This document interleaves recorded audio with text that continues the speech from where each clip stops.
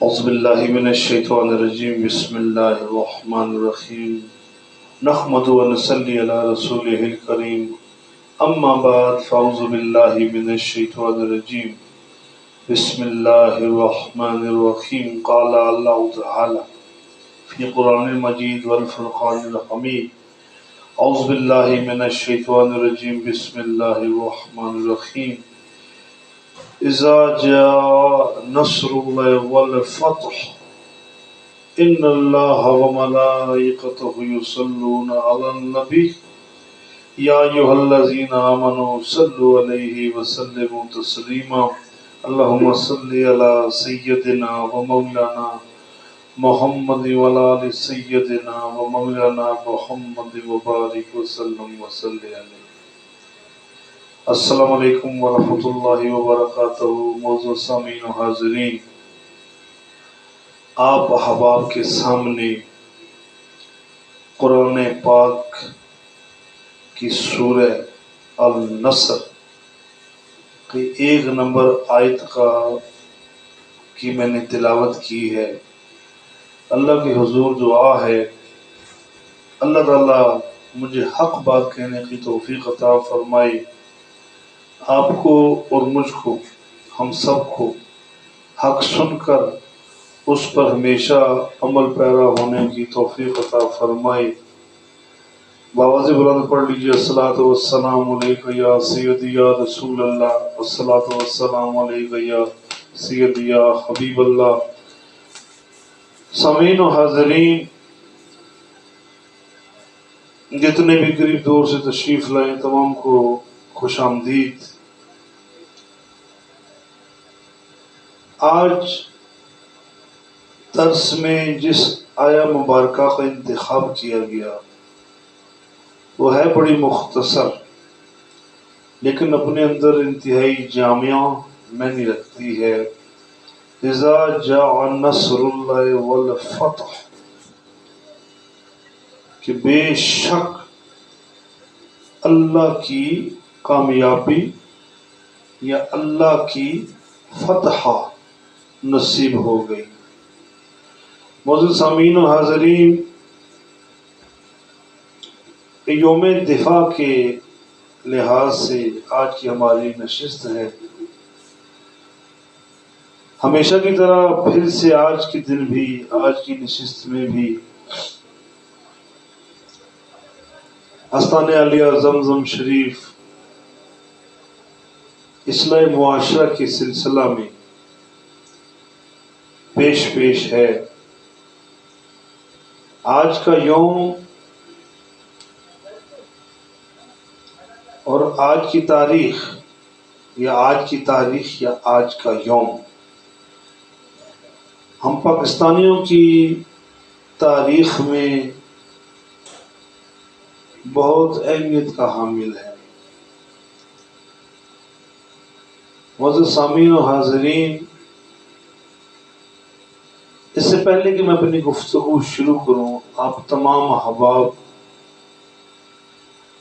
اس بات کو ذہن میں رکھیں کہ تحریک پاکستان، وجود پاکستان اور وجود دائم پاکستان ہمارے لیے، ہماری نسلوں کے لیے انتہائی ضروری ہے۔ کچھ ایسے نکات جو میں شروع میں آپ کی خدمت میں عرض کر دینا چاہتا ہوں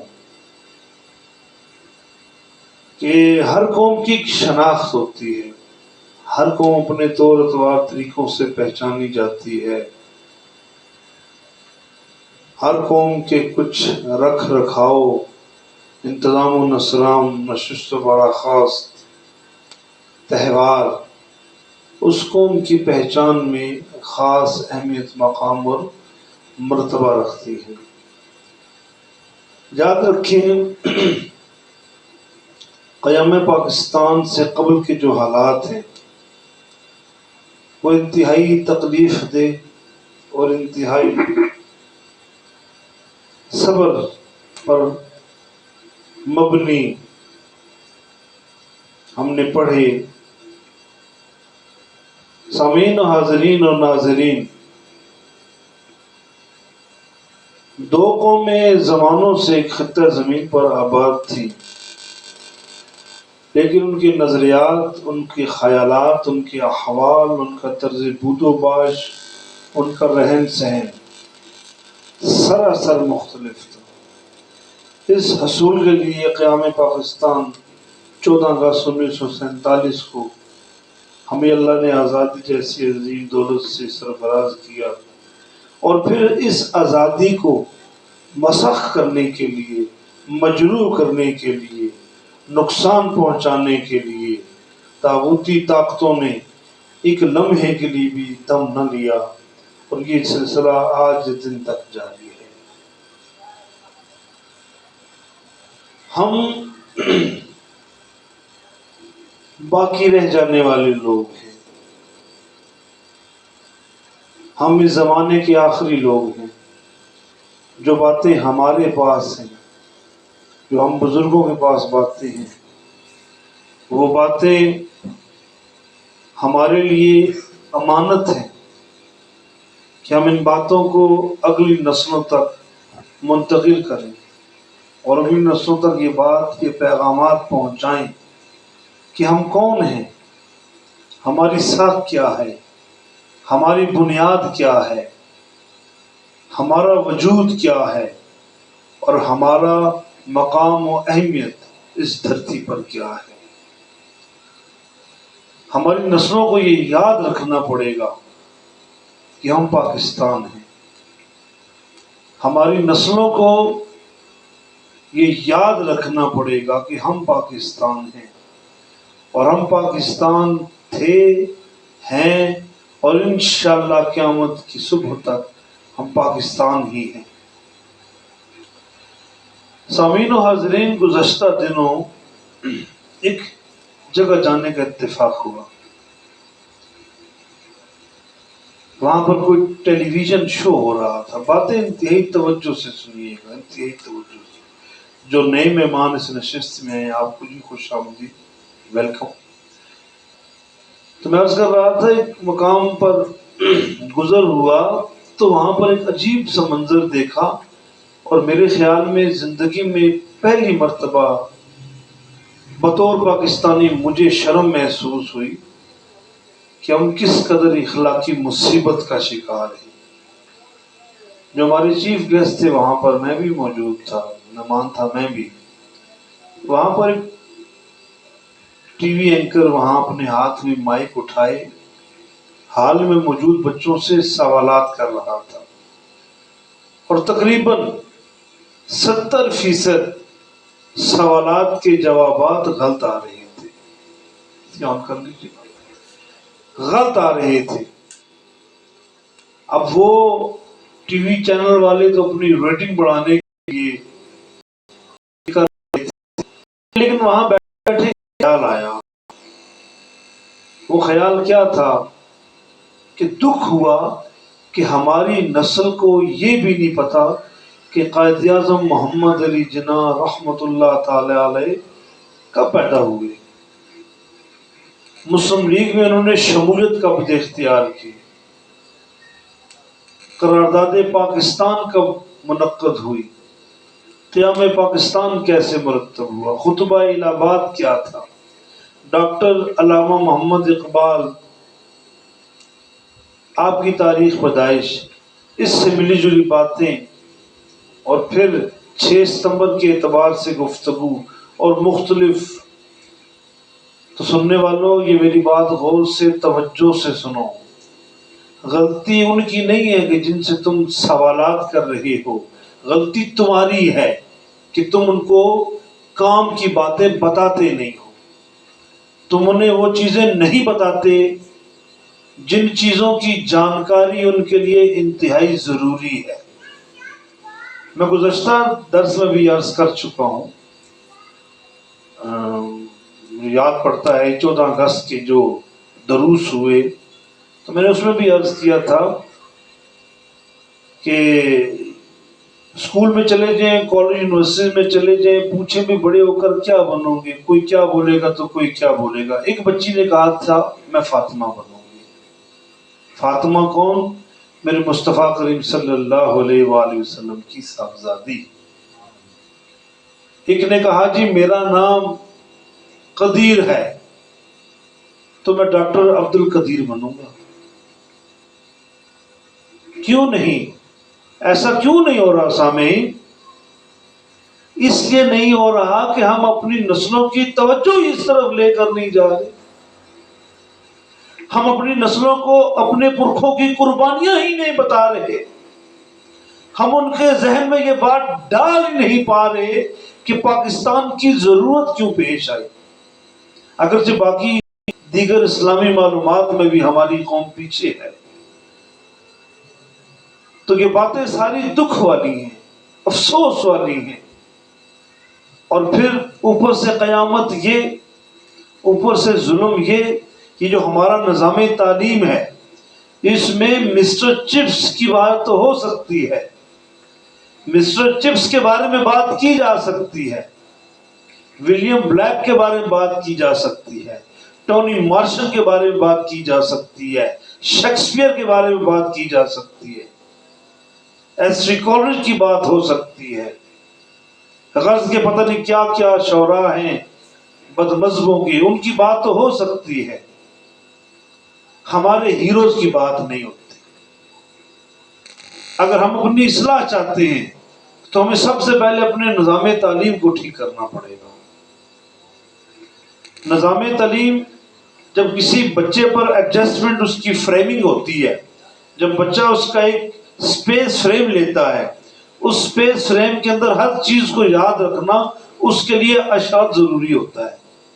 تو ہمارے نظام تعلیم کو اس طرف چلنا پڑے گا۔ میرا موضوع آج یہ نہیں ہے، یہ ایک دکھ تھا، میں نے آپ سے شیئر کیا۔ اللہ ہماری معاشرتی اصلاح فرمائے، اللہ ہم پر کرم فرمائے۔ تو ساتھیوں، دوستوں، بزرگوں، بہنوں، بیٹیوں، آج ہم نے 6 ستمبر 1965 یوم دفاع کے بارے میں گفتگو کرنی ہے۔ اپنے بچوں کو یہ بتانا ہے، اپنی نسلوں کو یہ بتانا ہے کہ یہ 6 ستمبر کو ہوا کیا تھا، 6 ستمبر کو ہوا کیا تھا۔ تو 6 ستمبر کی جو تاریخ ہے، اس وقت کو گزرے اور یہ وقت آئے ہوئے 58 سال ہو گئے، 58 سال 58 ایئر سپینڈ ہو چکے ہیں۔ اور جب یہ معرکہ پیش آیا تو میری پیدائش سے 12 سال پہلے کا یہ واقعہ ہے۔ ہمارے بزرگوں نے، ہمارے پرکھوں نے اس چیز کو ہمارے ذہنوں میں ڈالا۔ آج افسوس ہوتا ہے کہ ہمارے بچے پاکستانی ہیروز کے بارے میں جانتے نہیں۔ جب کسی کو کی جان پہچان، آگاہی، جانکاری نہیں ہوگی تو ظاہری سی بات ہے اس سے محبت بھی نہیں ہوگی۔ تو اسلامی معاشرہ کے اعتبار سے آج کا درس پیش خدمت ہے۔ سامعین، 3-4 حصوں میں نے اس کو تقسیم کیا ہوا ہے۔ ابھی تھوڑی دیر میں یہ نشست اختتام پذیر ہو جائے گی، لیکن آپ انتہائی توجہ کے ساتھ اس درس میں شریک رہیں۔ آپ بڑی محبت اور اخلاص سے آ گئے ہیں، تو اس بات کو آج یاد رکھنا ہے، اور اس کو ایسے یاد رکھنا ہے کہ آپ نے گھر جا کے اپنے بچوں کو سنانا ہے، بیٹا اس تاریخ کو کیا ہوا تھا۔ آج 6 ستمبر کی چھٹی کا اعلان ہو رہا ہے تو یہ لوگ گھومنے پھرنے کے لیے چلے جائیں گے، سارا دن بیٹھ کے دوسرے ملک کی فلموں کو دیکھیں گے۔ ان نادانوں کو پتہ ہی نہیں ہے کہ 6 ستمبر ہوا کیا تھا۔ بس چھٹی یاد ہے کہ ہمیں چھٹی ہے، لیکن یہ غیرت ایمانی، یہ غیرت عشق نہیں ہے کہ پیچھے وجہ کیا۔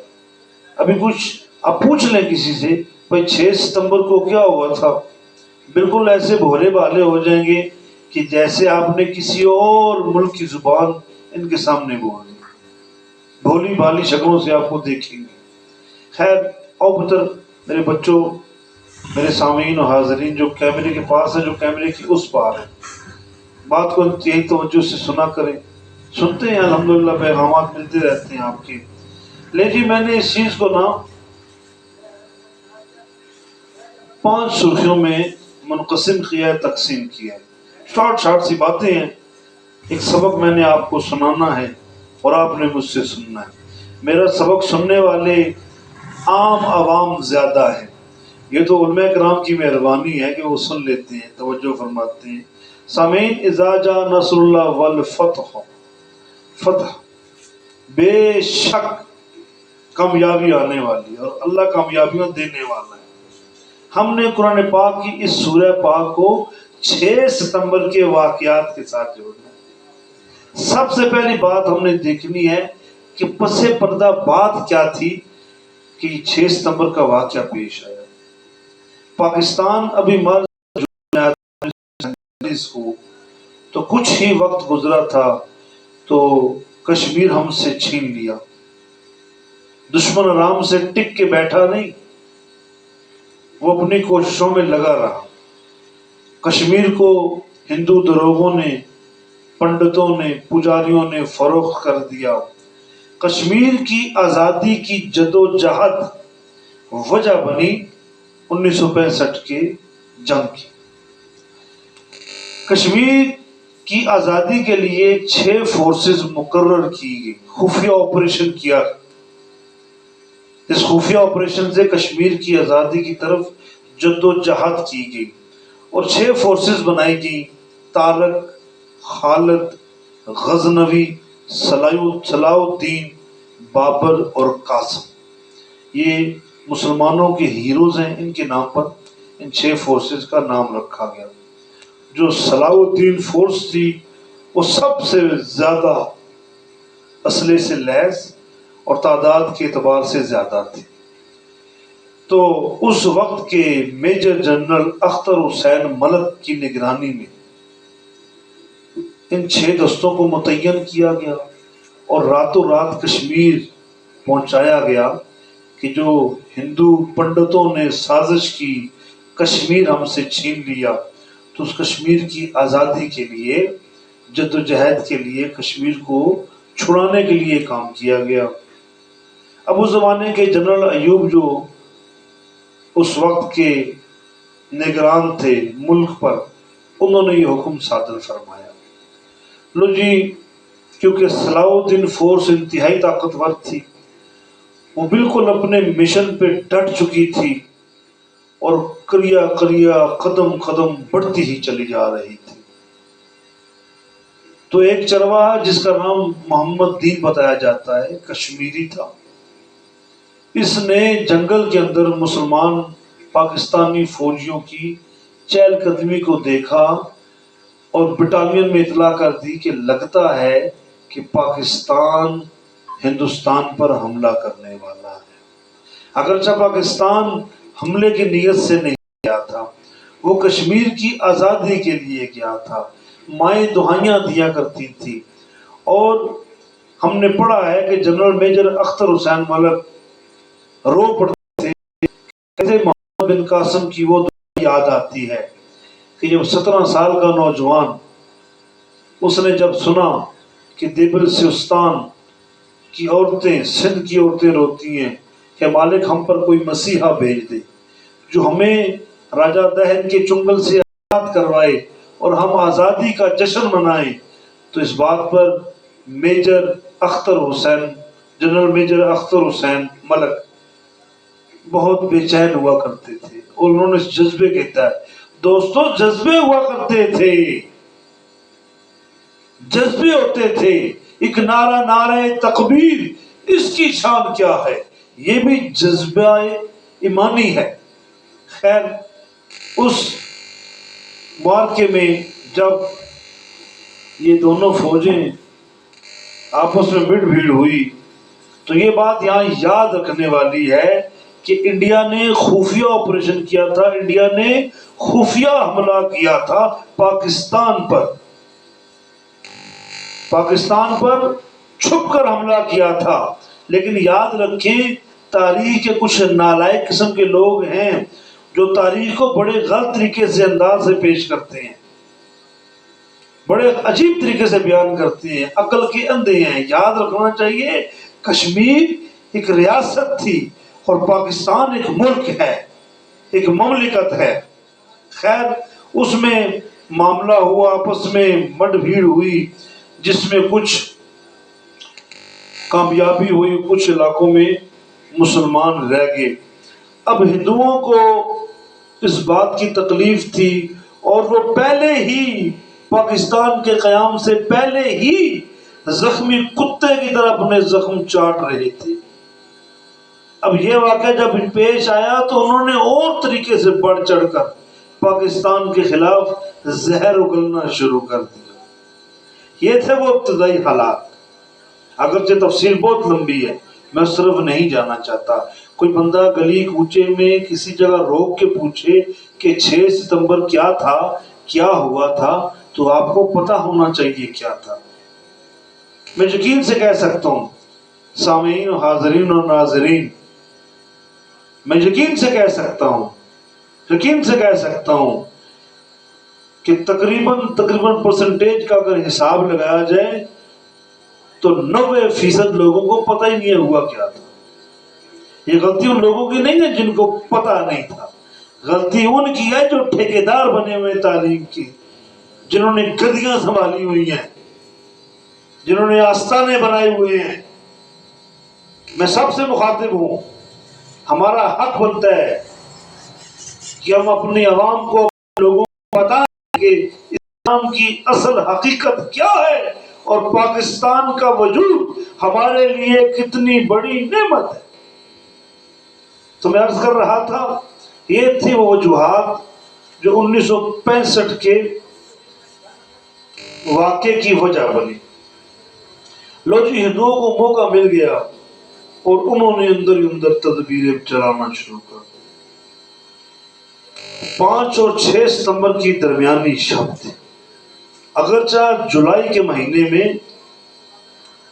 کشمیر کو چھڑانے کی کوشش کی گئی، تو یہ جو درمیان میں 2 مہینے 1.5 مہینہ گزرا، اس میں ہندو کھتری، ان کے اندر ان کا لیڈر لال بہادر شاستری کھتری، اس نے ہندوؤں کو ورغلایا کہ تم سلطنت پاکستان پر حملہ کرو۔ میجر شفقت اپنے 400 جوانوں کو لے کر ہڈیارہ سے آپ کا گزر ہو رہا تھا۔ 5 اور 6 ستمبر کی درمیانی رات تھی۔ اچھا، پاکستانی فورس دشمن کے ارادوں سے واقف تھی کہ دشمن زخمی ہے، کبھی نہ کبھی ڈسے گا، کبھی نہ کبھی دبوچنے کی کوشش کرے گا۔ تو مسلمان پاکستانی فورسز بالکل الرٹ تھی۔ میجر شفقت 400 جوانوں کو لے کر ہڈیالہ کے مقام سے، یہ پنجاب کی طرف ایک علاقہ ہے جہاں پر باٹا پور، واہگہ، گنڈا پور سنگھ، ظفروال، سیالکوٹ، یہ جگہیں، اور ان جگہوں پر جو مارکا ہوا سیالکوٹ کی سرزمین پر، یہ وہ جگہ ہے۔ تو آرام سے وہاں سے رات بڑی سہانی تھی، ٹھنڈی ٹھنڈی ہوائیں چل رہی تھی۔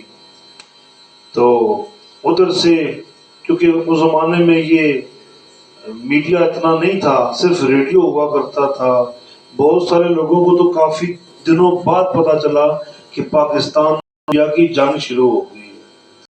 تو اس پر سنا میجر شفقت صاحب نے کہ جنرل ایوب صاحب ایک جلدی میں اپنی قوم سے خطاب کر رہے ہیں کہ میری قوم کے لوگوں، انڈیا نے ہم پر حملہ کر دیا ہے اور ہر شخص انڈیا کے ساتھ مقابلہ کرے اور ان کو منہ کی مارے۔ اب یہ گفتگو چل رہی تھی کہ فجر کی اذان کا ویلہ ہوا، تو فجر کی اذان جیسے ہی بلند ہوئی تو دشمنوں نے اس شدت سے گولہ باری کی کہ اذان کی آواز مدھم پڑ گئی۔ اس زمانے میں اتنے لاؤڈ سپیکر نہیں ہوا کرتے تھے، اور میجر شفقت اپنے ساتھیوں کو لے کر، 110 بندوں کو لے کر اپنے مارکے پر چل نکلے۔ یہ وقت رات 3 بجے کا تھا، یہی وقت تھا، یہی موسم تھا، یہی گرمی تھی، رات کو سہانی ہوتی ہے نا، چاندنی چمکتی ہے، تو یہ منظر تھا۔ تو جنرل ایوب کہہ رہے ہیں کہ ان کا جنرل چودھری بول رہا ہے، چودھری لال سنگھ بول رہا ہے کہ ہم نے پاکستان پر حملہ کیا ہے اور ہم کل ناشتہ صبح لاہور کریں گے، وہاں پر اپنی بدماشی کی محفلیں سجائیں گے اور وہاں پر شباب اور کباب کے مزے لوٹیں گے۔ تو جب یہ بات جنرل ایوب نے ٹرانزسٹر ریڈیو کے ذریعے پاکستانی قوم کو بتائی تو بوڑھے لوگوں میں جوش آ گیا، اور انہوں نے آؤ دیکھا نہ تاؤ، نہ چرپنگوں پر لیٹے ساتھ کے بندے کو جگایا، نہ باپ نے بیٹے کو بتایا، نہ بیٹے نے باپ سے اجازت دی۔ جس کے ہاتھ میں جو ہتھیار آیا، دانتری آئی، کلہاڑی آئی، چھری آئی، ڈنڈا آیا، اٹھا کر نعرہ تکبیر لگا کر چل پڑے۔ اور یاد رکھیں پاکستانی فورسز میں 34% سیوین لوگ تھے، 34%، ہر 100 میں 34 بندے ہم جیسے لوگ تھے جو گھروں سے ڈنڈے اور تلواریں اٹھا کر لائے تھے۔ دشمن کو نہیں چھوڑیں گے، ناکوں چنے چبائیں گے۔ لو حافظ حضرات، میں ذرا جذبات میں آ گیا، میں آپ سے معافی کا خواستگار ہوں۔ تو اس کو پھر ناشتہ کروایا، چودھری لال کو پھر ناشتہ کروایا، کہتا لاہور میں جا کے کل صبح 11 بجے ہم ناشتہ کریں گے۔ پھر اس نے ناشتہ کیسے کیا، آگے سے بات۔ مسلمانوں نے ڈٹ کر مقابلہ کیا۔ باٹا پور سے ہڈیارہ کا پل بڑی اہمیت کا حامل تھا، کیونکہ چونڈا سیالکوٹ، چونڈا لاہور تک کی رہائی انڈیا کی بہت قریب تھی۔ میجر لال یہی کہہ رہا تھا کہ کچھ گھنٹوں بعد ہم لاہور پہنچنے والے ہیں، لاہور کو فتح کرنے والے ہیں، لیکن اسے پتا نہیں تھا کہ اس کے ساتھ کیا ہونے والا۔ یہ واقعات چل نکلی، 34% سویلین لوگوں نے اس جنگ میں حصہ لیا، اور مسلمانوں کے جہاز بھی آگے، بدبختوں کے جہاز بھی آگے۔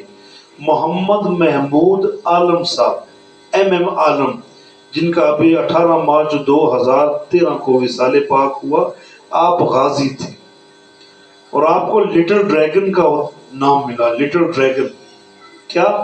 خدا کی کرنی ایسی ہوئی، انہوں نے 30 سیکنڈ کے اندر 30 سیکنڈ کے اندر انڈیا کے 5 جہاز گرا دیے۔ اذا جاء نصر اللہ والفتح، یہ ہے فتح ثقلین صاحب، یہ ہے فتح۔ اب آگے سنیں، آپ کا ایمان تازہ ہو جائے گا، ایمان تازہ ہو جائے گا آپ کا، کہ اتنی پیاری تاریخ ہمیں پتہ ہی نہیں ہے، ہمیں بتائی ہی نہیں گئی، اتنا ظلم کیا گیا، اندھیرے میں رکھا گیا۔ سنیں اپنے پرکھوں کی باتوں کو اور اپنے ایمان کو تازہ کریں۔ تو یہ سرگودا ایئر بیس پر یہ واقعہ پیش آیا کہ ایم عالم صاحب نے یہ معاملہ کیا۔ پھر 10-11 ستمبر کی درمیانی شب کو دیکھ لیجئے، 10 یا 11 ستمبر کو عزیز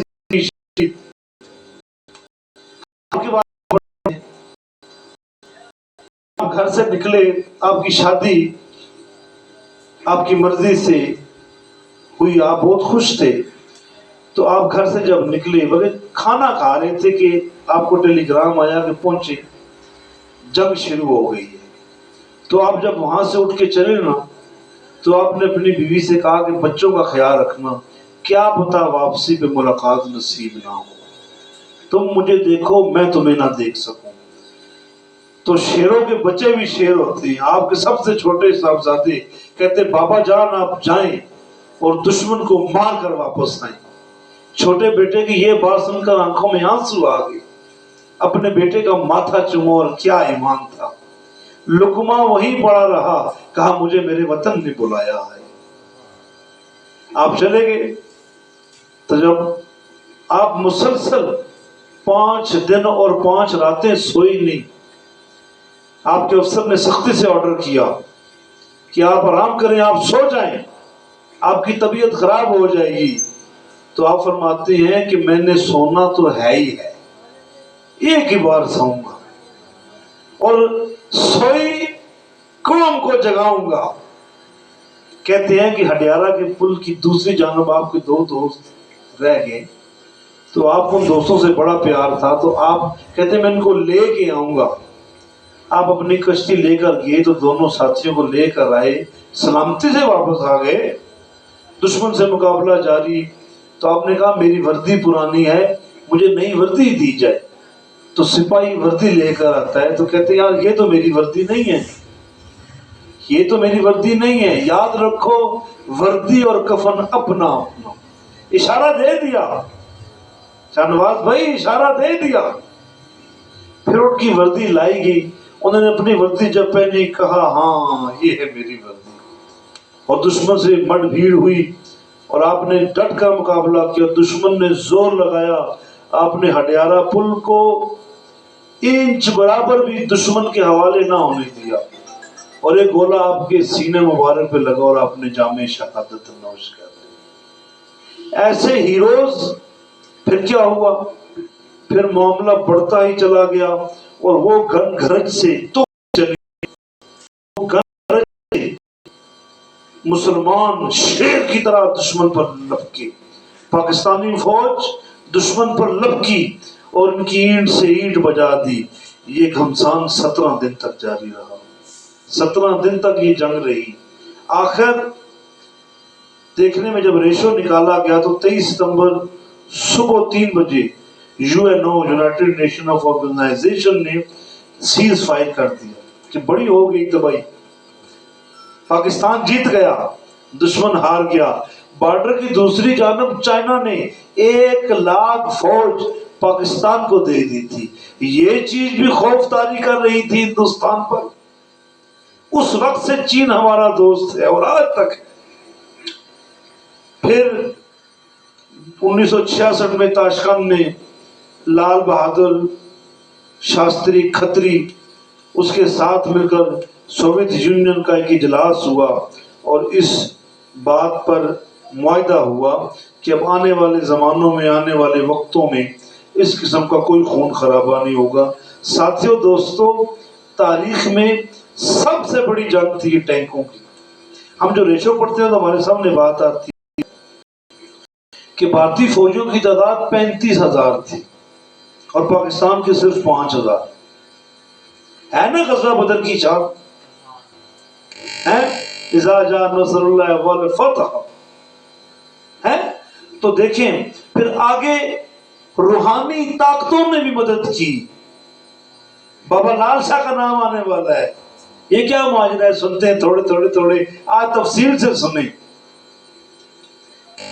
تو 5,000 ہندو فوجی جو تھے وہ مارے گئے، اسی تعداد میں مارے گئے، گرچہ گئے بغیر ان کو کمک مل رہی تھی، مدد مل رہی تھی۔ دشمن کے 200 ٹینک تباہ ہوئے، 104 جہاز اڑا دیے گئے، اور مسلمانوں پاکستانیوں کو فتح نصیب ہوئی۔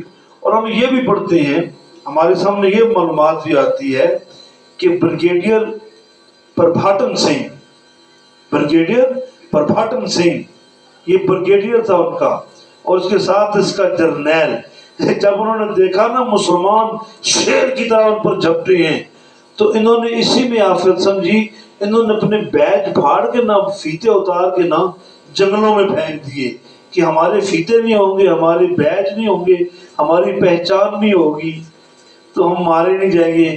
مسلمان ہمیں کتے کی طرح نہیں ماریں گے، پاکستانی ہمیں کتے کی طرح ماریں گے نہیں۔ انہوں نے اپنے بیج پھاڑ پھینکے، تو یہ تھا جذبہ۔ اور پھر جب وہ وہاں سے اپنی جیپ میں جاتا ہے پربھاٹن سنگھ، تو کچرے میں کیچڑ میں جا گھستا ہے۔ اسے ابھی بھی یقین نہیں آ رہا تھا، اس نے اپنی وردی کو کیچڑ میں لپڑ لیا کہ میری وردی نہ دیکھی، اتنا خوف موت کا۔ اور ان کی کمانڈ کا جرنیل کہتا ہے پربھاٹن آپ کوئی جرنیل ہو یا کلی ہو، یہ تاریخی واقعہ تھا، کتابوں میں درج ہے۔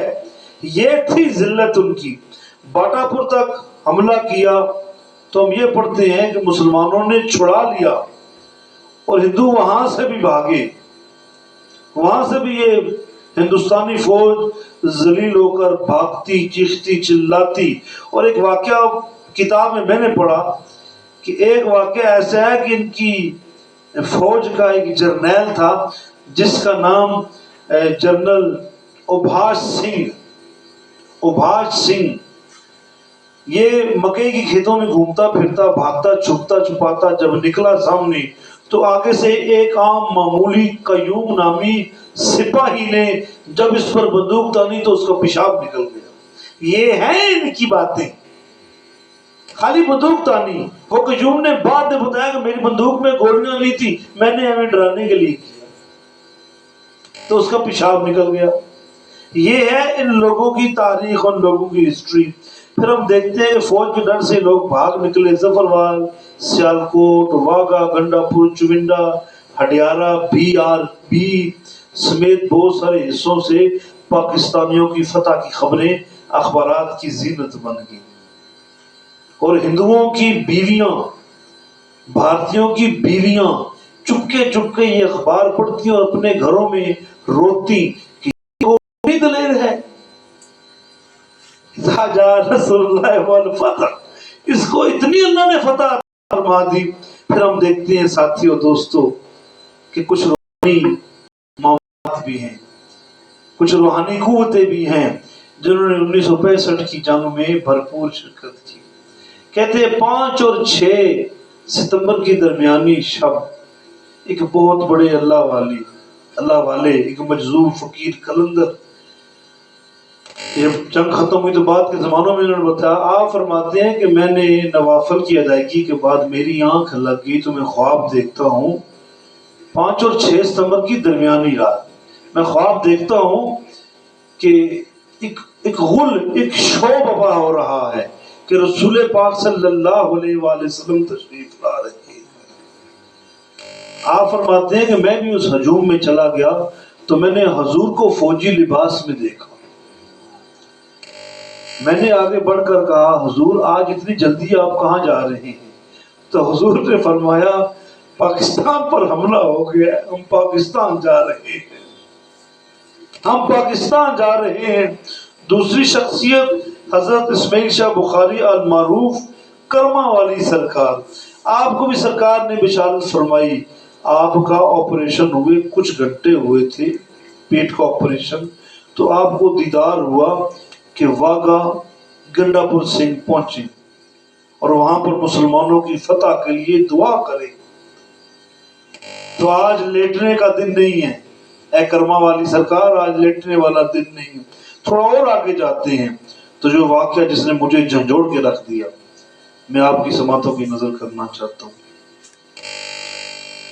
جب 11 ستمبر کا واقعہ ہوا تو ایک میجر ضیاء الدین عباسی، انہوں نے دشمن کا ڈٹ کر مقابلہ کیا۔ آپ کی شہادت کے بعد جب شہداء کو ان کے گھر والوں کے حوالے کیا تو عباسی صاحب کے جو والد محترم تھے ان سے جنرل ایوب ملتا ہے، ان کی پیٹھ تھپ تھپاتا ہے، کہتے بابا آپ کے بیٹے نے بہت بڑی قربانی دی ہے، رہتی دنیا تک یہ یاد رکھا جائے گا۔ تو کوئی خواہش؟ تو بابا بڑا سادہ تھا، بابا نے کہا مجھے عمرہ کروا، بیٹا دے دیا مجھے عمرہ کروا دیں۔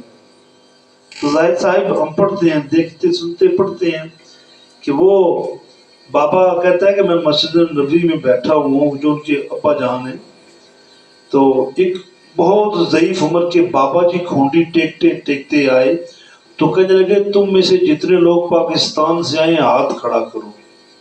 انہوں نے بھی ہاتھ کھڑا کیا، آپ کے والد صاحب نے۔ تو کہتے ہیں تم میں کون ہے جس کے بیٹے کا نام ضیاء الدین عباسی ہے؟ تو کہتے میری چیخ نکل گئی، میں نے ہاتھ کھڑا کیا، بابا جی نے میرے ہاتھ چومے، مجھے بڑی محبت اور شفقت سے کہتے میرے ساتھ آپ چلیں۔ میں ساتھ چلا گیا، وہاں پر اپنے لوگوں کے ساتھ ایک بہت بڑی محفل کا اہتمام تھا، بہت بڑی دعوت کا اہتمام تھا، مجھے وہاں پر نشست میزبان پہ بٹھایا گیا اور ساتھ کھانا کھایا۔ انہوں نے کہا واقعی آپ ضیاء الدین عباسی، میجر ضیاء الدین عباسی کے ابا جان ہیں؟ کہا الحمدللہ میں ایک شہید کا باپ ہوں۔ کہا پھر ہاتھ چومے اور پھر رونا شروع کر دیا، کہا میں نے خواب میں دیکھا کہ رسول پاک صلی اللہ علیہ وآلہ وسلم کی کچہری لگی ہوئی ہے، تمام صحابہ کرام بیٹھے ہوئے ہیں، مولا علی کرم اللہ وجہ الکریم ایک لاشا لے کے آتے ہیں، کہتے یا رسول اللہ، یا حبیب اللہ، فداک ابی و امی، ضیاء الدین عباسی کی لاش میں لے آیا۔ رسول پاک صلی اللہ علیہ وسلم نے مسرت کا اظہار کیا اور آپ نے فرمایا کہ ضیاء الدین عباسی بالکل جذبے میں میرے علی جیسا ہے۔ تو وہ بابا فرماتا ہے کہ حضور نے اس نماز جنازہ پڑھا اور اپنے ہاتھوں سے میجر ضیاء الدین کو روحانی طور پر جنت البقیع کی قبرستان میں دفن کیا۔ میجر شفقت نے دوستوں سے کہا، دوستوں کیا پتا پھر دوست تھے، 13 تولیے منگائے گے، بالٹی پانی میں ڈال کر بھرپور خوشبو ڈالی، ان تمام تولیوں کو ٹاول خوشبو لگا کر سب دوستوں میں ایک ایک تولیہ تقسیم کر دیا، کہا دوستوں یہ خوشبو ہماری یاد دلائے گی، ہم ایک دوسرے کو یاد کریں گے، کیا پتا دوبارہ ملاقات ہو یا نہ ہو۔ یہ جذبہ ایمانی تھی۔ پھر ہم یہ دیکھتے ہیں کہ جب راولپنڈی کے اندر 40 گولے داغے گئے، 40 گولے، جلال کیپیدر تھا، 40 گولے داغے گئے تو ہندو کھتری میجر پربھاوت کہتا ہے کہ جب ہم پنڈی کے دور سے گزر رہے تھے تو ہم جو گولا مارتے تو ایک بابا پل پہ کھڑا ہے اور گولے کو پکڑ لیتا جیسے ہمارے بچے کھلونوں کو پکڑتے ہیں، اور کبھی دائیں تو کبھی بائیں پھینک دیتا۔ 4 گولے محترم پھٹے، 4 گولے، اور وہ سب کے سب کچھ نالا لئی میں اور کچھ کرنگ، اب تو کرنگ ختم ہو گیا ہے، جو پہلے لوگ جانتے ہیں کرنگ آباد کے زمانے میں ان بموں کے ٹکڑے برآمد ہوئے، تو یہ روحانی طاقتیں تھی۔ اور بوسوں نے دیکھا کہ نوری فرشتے بھی اس جنگ میں شریک ہوئے۔ یہ کہتے ہیں نا باتیں کہاں لکھی ہوئی ہیں، یہ باتیں یہاں لکھی ہوئی ہیں۔ مسئلہ یہ ہے، مسئلہ مصیبت یہ ہے کہ جہاں تم پڑھتے ہو وہاں لکھی ہوئی نہیں ہے، اور جہاں لکھی ہیں تمہیں پڑھنا ہے۔ پھر ماؤں بیٹیوں بہنوں کا جذبہ دیکھیں، مائیں بہنوں بیٹیوں کا جذبہ دیکھیں کہ وہ کیا کرتی۔ جنرل ایوب کہتا ہے کہ میں سرسری طور پر C M H, Rawalpindi, Lahore, Peshawar, ان جگہوں کا میں نے وزٹ کیا، تو میں نے دیکھا کہ جو نرسز ہیں نا، نرسز اور ڈاکٹرز، وہ بیٹیاں، وہ بہنیں، وہ مائیں رو بھی رہی ہیں، دعائیں بھی کر رہی ہیں، اور کہتے ہیں میں نے اپنے کانوں سے سنا کہ ایک ڈاکٹر دوسری ڈاکٹر کو کہہ رہی ہے، ڈاکٹر صاحبہ پشاور سے کچھ مریض آئے ہیں، چمنڈا سے آئے ہیں، واگا سے آئے ہیں، باٹا پور سے آئے ہیں، تو ان کا ٹریٹمنٹ کرتی ہے۔ تو وہ کہتے ہیں میں نے اپنے کانوں سے سنا اتنی عظیم ماؤں کے بیٹے آئے ہیں، مجھے لگتا ہے میرا وضو ٹوٹ گیا، میں وضو بنا لوں پھر علاج کی طرف چلتی۔ رستے کی دونوں جانب وہ بہنیں، بیٹیاں، مائیں کھڑی ہیں، اپنی جھولیوں کی چوڑے، ہم لوگ تو چوڑے کہتے ہیں نا، جھولیاں، اس میں انہوں نے مختلف میوہ جات، جس میں پتاشے، پھلیاں، چھولے، میٹھے میٹھے مکھانے، دودھ، کھیر، خشک میوہ جات، پتاشے، مکھن، پنجیریوں کے چھوٹے چھوٹے پیکٹ بنائے اور بچوں کو دے رہی تھی، ان فوجیوں کو دے رہی تھی کہ یہ لو بیٹا تم کھاؤ، ہم تو اور کچھ نہیں کر سکتی، ہم تو اور کچھ نہیں کر سکتی، ہم اسلحہ لے کر جنگ میں نہیں جا سکتی، ہم میدان جنگ میں نہیں جا سکتی، ہماری یہی محبت ہے، وہی محبت کہ جب رسول پاک صلی اللہ علیہ وآلہ وسلم نے اعلان فرمایا ایک غزوے میں جانے کا، تو تمام علاقے کے لوگوں نے اپنے گھر کا مال بھی دیا، اسلحہ بھی دیا، اور کسی جگہ کسی دریا پر کچھ عورتیں کپڑے دھو رہی تھیں، انہیں پتا چلا کہ مسلمان امداد اکٹھی کر رہے ہیں اسلام کی جنگ میں کامیابی کے لیے، تو وہ عورتیں وہاں سے اپنی چنریاں دوپٹے لے کر بھاگی ہوئی ہیں اور حضور کی خدمت میں پیش ہوئی، یا رسول اللہ صلی اللہ علیہ وآلہ وسلم، ہمارے پاس کچھ بھی نہیں ہے کہ جو آپ کی خدمت میں پیش کر سکیں، ہم سب عورتوں نے اپنے بال کاٹ کے لے آئی ہیں، حضور یہ اپنے گھوڑوں کو باندھنے والی رسیاں بنا لیجیے گا۔ اور ایک ماں تو آئی، اس نے کہا یا رسول اللہ یہ میرا چھوٹا سا 6 ماہ کا بچہ آپ اپنے ساتھ لے جائیں، اسے جنگ میں شریک کریں۔ صحابہ کرام فرمانے لگے یا رسول اللہ یہ بچہ ہمارے کس کام کا؟ اس عورت نے کہا میں ایک شہید کی بیٹی ہوں، میں ایک شہید کی بہن ہوں، ایک شہید میاں کی بیوی، اپنے شوہر کی بیوی ہوں، یا رسول اللہ میں شہید کی ماں کہلانا چاہتی ہوں، تو میرا بچہ ساتھ لے جائیں۔ یہ تھا جذبہ۔ حضرت جعفر تیار فرمانے لگے بی بی یہ بچہ کیا کرے گا؟ نہ ہتھیار اٹھا سکتا ہے، نہ تیر چلا سکتا ہے، نہ گھوڑے کی لگام تھام سکتا ہے۔ تو وہ عورت کہنے لگی یا رسول اللہ جب دشمن آپ کی طرف تیر برسائیں گے تو میرے بچے کو ڈھال بنا کر سامنے رکھ دیجیے، کچھ تیر تو کھا لے گا اور میرا شمار شہیدوں کی ماؤں میں ہو جائے گا۔ تو یہ جذبہ تھا ہماری قوم میں، اور یہ معاملات تھے، اور یہ صورتحال تھی، اور پھر ان ماؤں نے اپنی عظیم اولاد پاکستان کے لیے پیش کر دی۔ دوستو یہ تھی ہماری گفتگو۔ اب 2 باتیں بالکل چھوٹی چھوٹی مختصراً آخر میں۔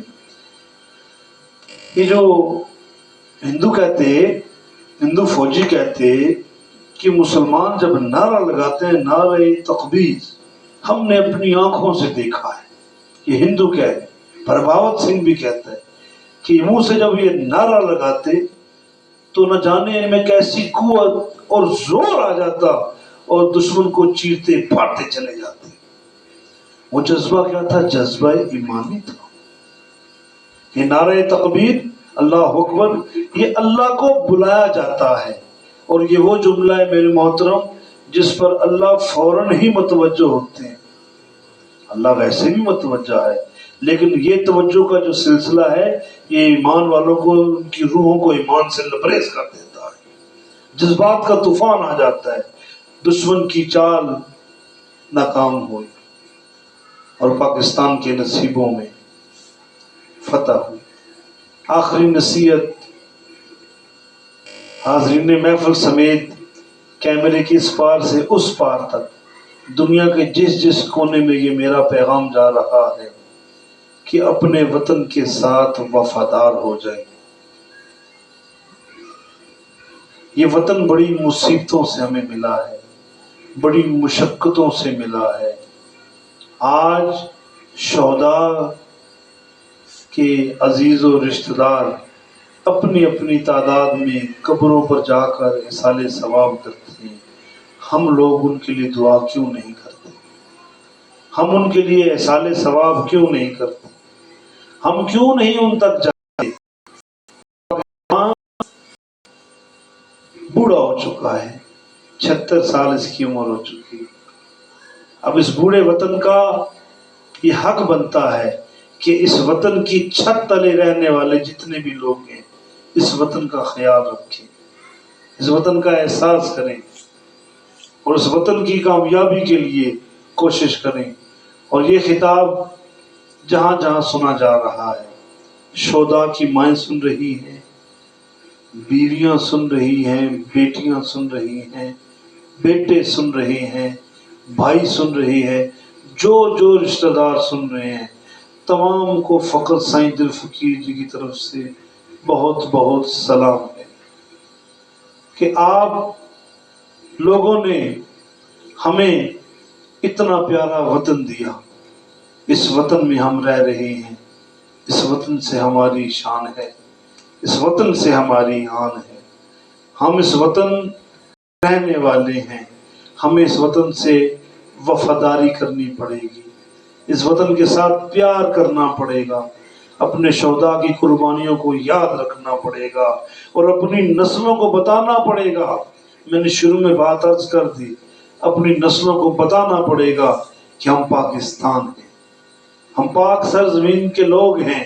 اذا جاء نصر اللہ والفتح، یہ ہے قرآن پاک میں پاکستان کا بھی ذکر آ گیا۔ میں یہ کہہ رہا ہوں کہ قرآن پاک میں کہتے ہیں پاکستان کا ذکر کہاں ہے، اگرچہ فتح مکہ کے موقع پر یہ آیت پاک نازل ہو، لیکن قرآن پاک کی یہ شان ہے، یہ ہر زمانے کا ذکر کرتا ہے، ہر دور کی بات کرتا ہے۔ تو کہتے ہیں پاکستان کا نام قرآن پاک سے نکال کے دکھاؤ، تو یہ ہے پاکستان کا نام جو میں نے آپ کو قرآن پاک کے اندر سے نکال کے دیا ہے۔ اس وطن کا خیال رکھنا، اس وطن کو سنبھال کے رکھنا۔ بات یہاں تک محدود نہ رہے، اے پتر ہٹاتے نہیں بکتے، کی لبدی پھریں بازار کھڑے، اے دین میرے داتا دی، تو لبدی پھریں ادھار کھڑے۔ اس ترانے کے بڑے معنی ہیں، بڑے مطلب ہیں اس کے، جذبہ ایمان ہے اس کے اندر۔ تو ہم سب احباب تہ دل سے ان شہداء کے لوگوں کے شکر گزار ہیں، اپنے پاک آرمی پاک فوج زندہ باد کے شکر گزار ہیں کہ پاکستان فوج جو آج بھی بارڈرز پر سیسا پلائی ہوئی دیوار بنی کھڑی ہے دشمن کے خلاف، ہم اپنی پاکستانی فوج کو سلام پیش کرتے ہیں۔ ہم اپنی پاک فوج کو سلام پیش کرنے کے ساتھ ساتھ ہم ایئر فورس کو سلام پیش کرتے ہیں۔ اپنی پاکستان کی جتنی بھی عوام ہے، جو شخص جہاں رہ کر پاکستان کے لیے جدوجہد کر رہا ہے، ان تمام کو ہمارے دربار عالیہ زمزم شریف کی طرف سے بہت بہت سلام۔ تو آخری نعرہ پاکستان پاکستان پاکستان، پاک فوج پائندہ باد۔